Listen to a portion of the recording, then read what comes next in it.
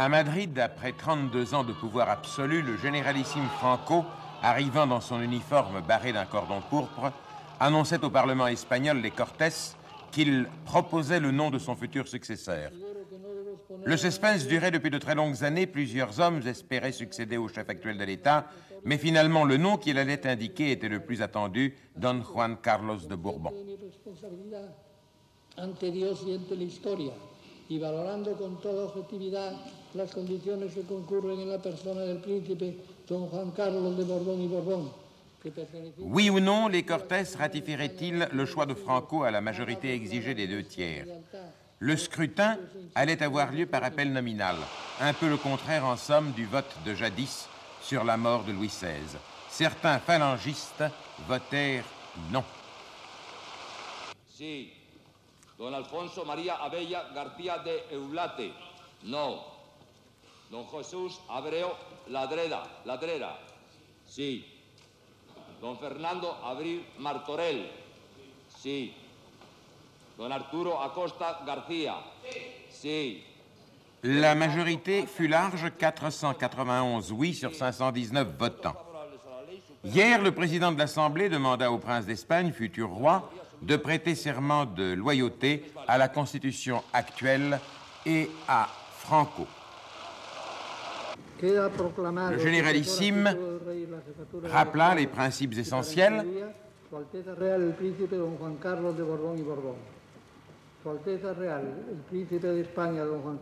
Dans sa réponse, le prince Juan Carlos dit « Je suis pleinement conscient d'être loyal au chef de l'État et d'être fidèle aux principes du mouvement national et aux autres lois fondamentales du royaume.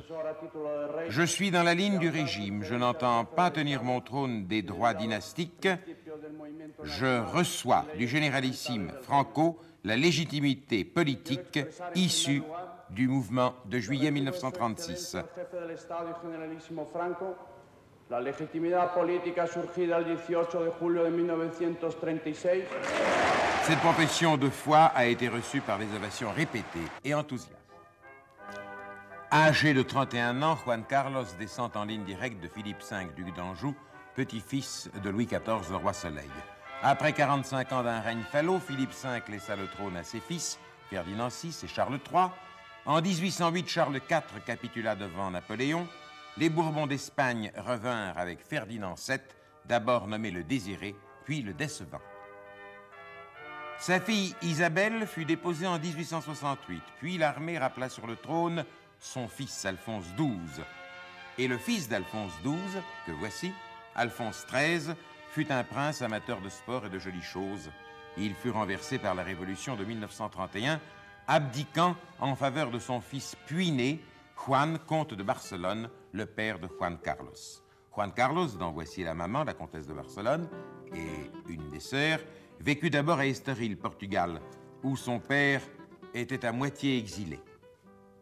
Il quitta ce milieu familial à 17 ans, en 1955, pour aller suivre des études militaires très poussées en Espagne.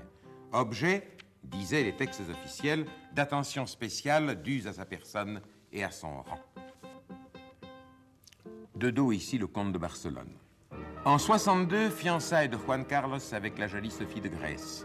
C'était le début, écrit Marcel Niedergang dans Le Monde, d'une ascension officielle qui devait s'achever par le couronnement lorsque le jour sera venu de succéder à Franco. Le mariage de Sophie et de Juan Carlos eut lieu dans les deux cultes, catholiques et orthodoxes. Franco offrit au jeune couple la propriété de Zarzuela, très proche de sa propre résidence. Sophie et Juan Carlos ont 3 enfants. Le dernier, c'est le prince Felipe, dont la naissance suscita des manifestations monarchistes d'une réelle ampleur. La veuve d'Alphonse XIII, la reine Victoria, revenant à Madrid d'un exil de 37 années, portait son arrière-petit-fils sur les fonds baptismaux. À côté du bambin, descendant en ligne directe de Louis XIV, le généralissime, et Madame Franco. Pour nous présenter Juan Carlos, voici son père, le comte de Barcelone, celui-là même que beaucoup auraient voulu voir régner. Vous avez fait le sacrifice de votre tendresse paternelle pour confier à l'Espagne la formation de l'enfant. Depuis que mon fils était dans l'âge de devoir commencer ses études secondaire, j'avais compris la nécessité qu'il soit en contact avec le peuple espagnol, qu'un jour il serait appelé à conduire. Donc, ça nous a obligés, évidemment, à nous mettre en contact avec le général Franco, duquel d'ailleurs nous avons eu la cordiale bienveillance de nous aider en matière de professeurs,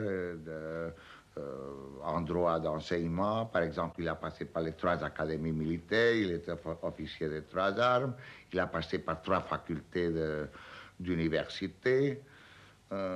Donc, il a eu une éducation un peu encyclopédique, mais en tout cas en contact avec la jeunesse espagnole. Monseigneur, on a l'impression, à vous voir vivre auprès de l'enfant Juan Carlos, que vous êtes pour lui un camarade, tout autant que son père. Vous avez remarqué, c'est fait, et je dois vous dire qu'on a tâché toujours d'éduquer cet enfant avec le plus grand esprit d'indépendance, dans le respect qu'il nous devait comme étant ses parents.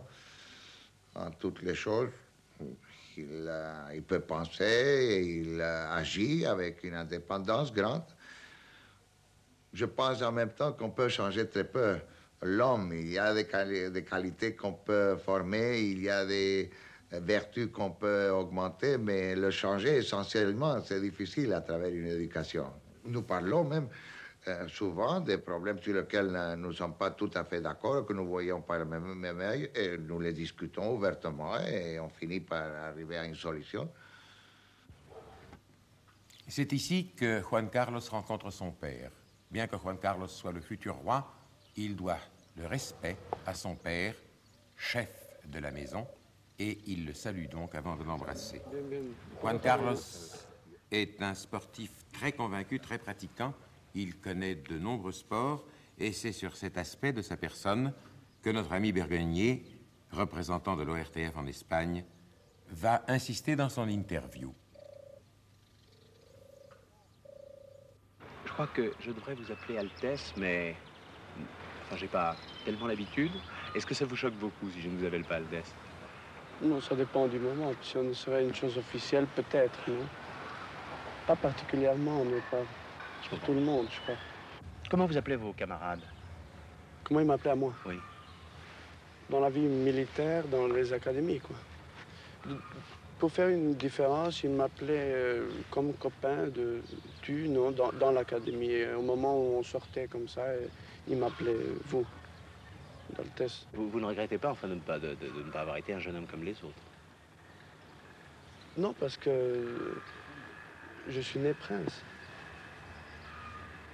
Ça a été moi, et d'une autre façon, ça aurait été peut-être vous auriez pu être vous, je sais pas, c'est une question, c'est Dieu qui a fait la famille, et alors on vient après l'autre. C'est le destin, quoi. Oui. Non, parce que je pensais, quand vous parliez de vos camarades, je sais pas, il devait vous arriver de sortir ensemble, et il devait pouvoir se permettre de faire bon, des blagues, disons, et peut-être que vous étiez embêté pour les faire ou pas? Non, ça jamais. Jamais embêté pour faire des blagues? Dans l'académie, toujours, des punitions et tout ça, j'ai eu de tout. Alors, vous avez pratiqué plusieurs sports? Oui, assez. Le cheval, le golf. Avant, je jouais au tennis. Maintenant, j'ai laissé. Mais, je fais du judo aussi. Le bateau, non? Et le yachting. Oui.